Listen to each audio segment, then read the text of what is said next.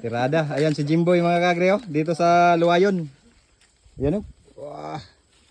Pababa. Pero ito mga 30 kilos daw to eh. Sabi ni Sir Alvin. So ito yung mahilig sa pulyar na mga kasamahan nating magsasaka. So, tingnan natin kung paano ito dadalhin sa baba. Kaya 30. Ko.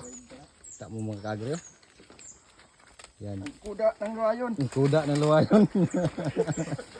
Yan, shout out sa mga taga Luwayon, makilala. Oh, silikan rata dire. Proud ta nga taga makilala kaya makilala. Puno ng produkto.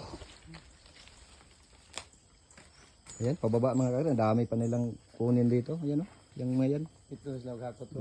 Ito sila magbaba. So, ayan, may break naman yung ano, paa. Grabe yung ano ni Jimboy, oh. Laki nun, oh.